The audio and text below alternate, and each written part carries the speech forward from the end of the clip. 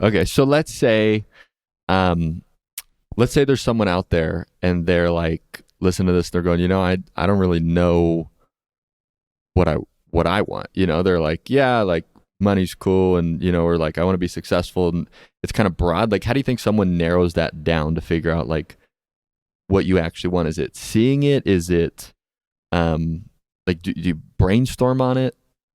How do you get clear on that? And I think that some people, one of the things that I've noticed when it comes to this is like overanalysis leads to paralysis. We've said that over and over again because, there's these things called short-term goals. Yeah. So it's like, it's figuring out, what you want to achieve in the next 30, 60, 90 days. It could be so small and so intricate, but it's a win and it gets you on the right, direction. So I think sometimes people, they make these big, huge goals. Yeah. Hey, I want to live, or I want to do this. And it's like, well, there's like, you got to break it down. You got to break it down. Yeah. And I think it's just breaking it down into micro actions that is going to get you to that long-term goal. Because your chances are you're not going to go from 0 to 10 million in 1 year, right? But you can go from 0 to 500,000, right? Possibly 1 million, depending on what you're doing in 1 year. Yeah. So it's like, okay, so instead of breaking down in intricate detail how I'm going to go from 0 to 10 million, let me break down in intricate detail how I go from 0 to 500,000. Right? Because that's manageable. The brain can comprehend that. And it's really setting yourself up to win. Not to say you can't go from 0 to 10. Some people have done it, but it's just the likelihood is just very low. So for me, it's just like breaking down what do I want to achieve in micro actions. And if I can get done, if I can get through those actions, I know it's just closer. Now from here to there is really manageable and really doable. But I think it just comes down to figuring out what it is you want short term. And then you're always going to have the long term, but let's focus on the short term. Right. Yeah.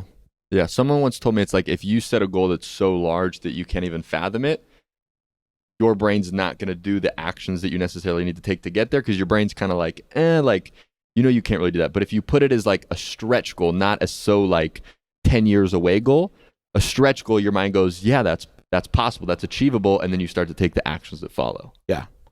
And so why do you think? Because you could set goals, and obviously we're around the new year as well, so a lot of people are setting goals. So why do you think so many people set goals?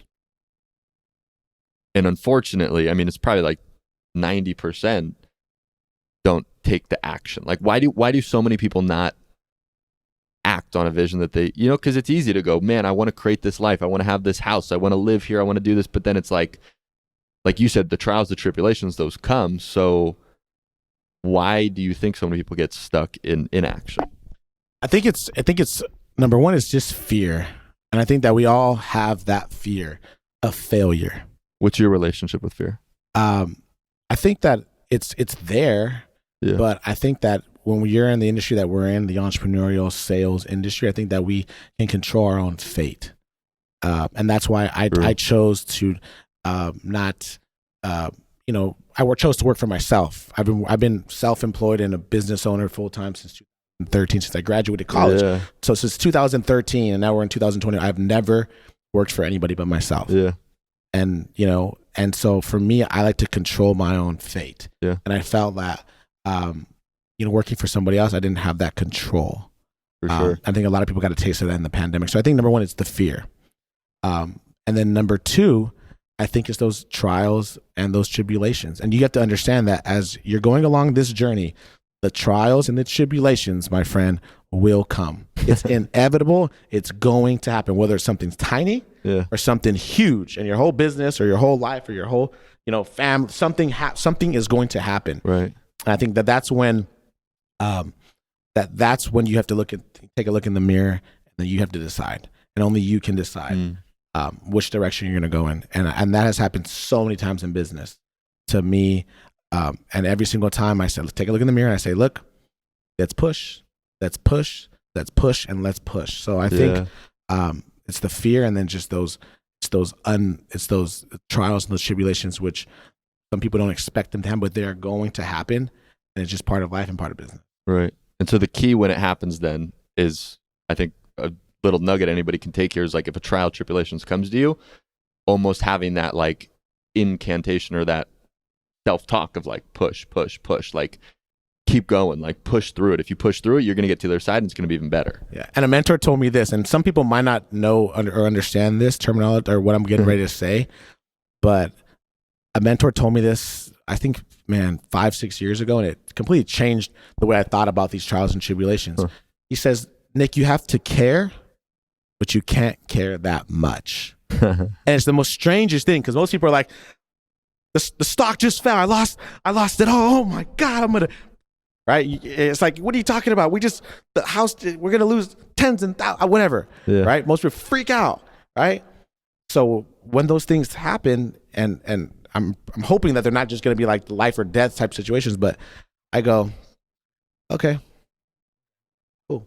I care. Like, we got to fix the challenge. Right? I don't call them problems, by the way. I never call problems. I call them challenges. Problems, I think, for me, is just such like I don't want to say it's a negative word, but I just don't relate to that particular word. I call it a challenge because I believe challenges, you can overcome challenges. Problems, totally. They just stick. It like turns your brain off. Yeah, almost. It's like a bad haircut. It's just ugly, right? It's like terrible, or like your tooth is chipped because you fell, and it's like walking around with no tooth, right? It's ugly. So I tell all my employees or business partners, I say, hey, we have a challenge. Or even in my relationships, my personal relationships, my business relationships, my, whatever it is, I say, well, can we have a small challenge? Or okay, I go, here's the challenge. I'm not gonna go, here's the problem. Oh my God, we gotta fight. I go, we have a challenge. Yeah. So changing up the vocabulary, I think, is key. Powerful. Yeah, very powerful, because the self-talk is just like you get into this negative self-talk, it will take you down where you don't want to be. But I hope people get what I'm trying to say here. But for me, when something happens in business, I care. Yeah. But I don't care that much. Yeah.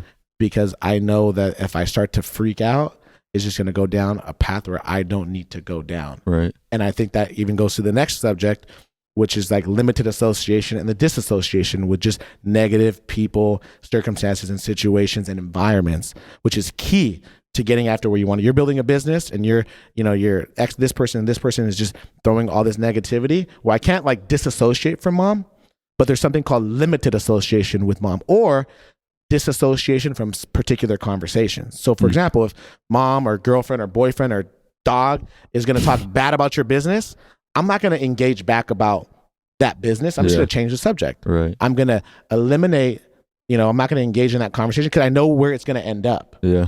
So if there's someone talking negative about a business, about you, about the way you look, whatever it is, you just change the subject, or you walk away, because you know where it's going to go. So I think a lot of people, limit your association with particular individuals, and then disassociation, completely cutting that association off with individuals, and disassociation from particular conversations, which is going to derail you because you know where it's already. I said, someone talks to me about, and says something that, like a negative comment or a negative, I don't know, whatever it is, rarely happens, but I go, I don't engage back. I go, I know where I'm not going to drain my energy. Right. Totally. No way. Yeah. So I think that's key. And I hope some people really understand that. Powerful. Yeah. Yeah.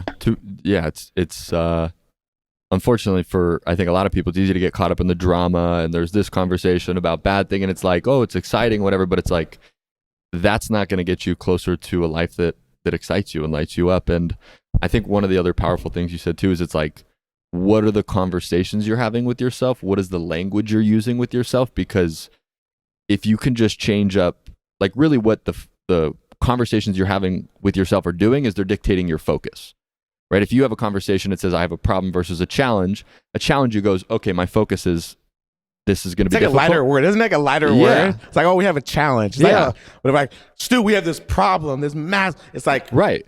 Like the problem is like, wow, it's just such a challenge, is like such a lighter word. Yeah. Right. And it's like, problem, your focus goes, oh, problem, like crap. Like when there's a problem, like that's really bad. This is going to be really difficult. We may not be able to fix this because it's a problem, versus challenge. Like, it changes your focus. And when you change your focus, you change your actions, you change your results. So it's like, the power of the conversations you have with yourself are huge.